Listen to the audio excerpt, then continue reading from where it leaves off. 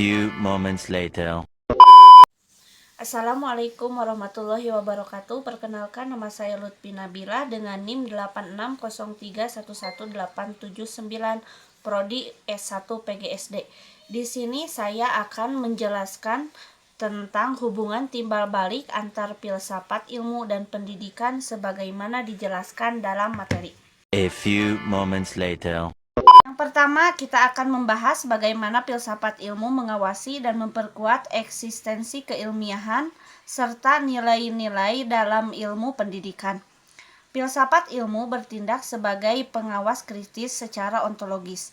Ia akan memastikan esensi pendidikan sebagai realitas yang nyata, bukan sekedar rutinitas.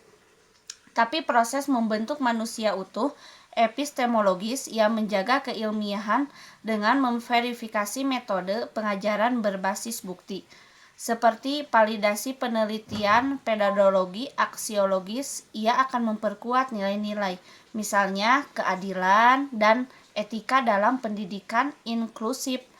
Tapi ini pendidikan bisa jadi sekedar transfer informasi tanpa makna mendalam.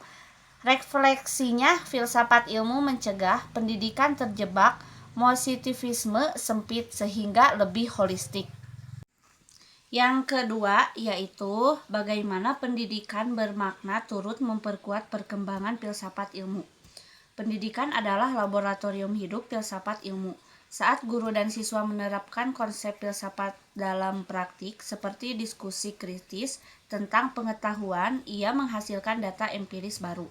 Misalnya, pengalaman pendidikan di era digital menguji epistemologi filsafat ilmu, mendorong evolusi teori seperti konstruktivisme Piaget.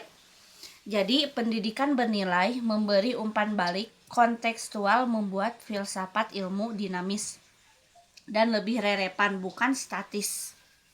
Yang ketiga, kita akan bahas mengapa filsafat ilmu disebut pisau analisis ontologi, epistemologi, aksiologi.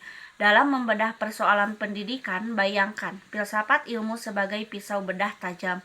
Ontologi potong hakikat masalah, seperti apa esensi belajar di sekolah negeri vs swasta. Epistemologi analisis bagaimana kita tahu metode ini efektif, misalnya bukti vs opini. Aksiologis nilai apakah ini adil dan bermakna bagi semua. Ini memungkinkan bedah analitis persoalan seperti ketimpangan akses pendidikan, menghasilkan solusi reflektif bukan reaktif. Yang keempat adalah contoh konkret penerapannya. Kebijakan kurikulum Merdeka Indonesia digunakan epistemologi filsafat ilmu untuk validasi pembelajaran berbasis proyek.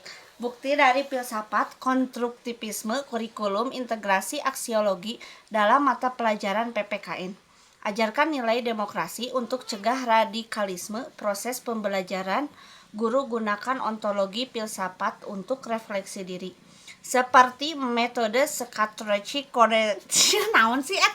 metode Socratic questioning, bedah asumsi siswa tentang pengetahuan benar kontekstual di Indonesia ini diatasi tantangan seperti pandemi, di mana filsafat ilmu bantu adaptasi learning. Dari penjelasan tadi di atas, jelas bahwa filsafat ilmu adalah akar yang menguatkan pohon ilmu pendidikan. Keduanya saling melengkapi, saling mengembangkan, dan tidak dapat dipisahkan. Semoga penjelasan ini bermanfaat bagi kita semua. Terima kasih. Sekian dan wassalamualaikum warahmatullahi wabarakatuh. Sekian dan terima kasih. Wassalamualaikum warahmatullahi wabarakatuh.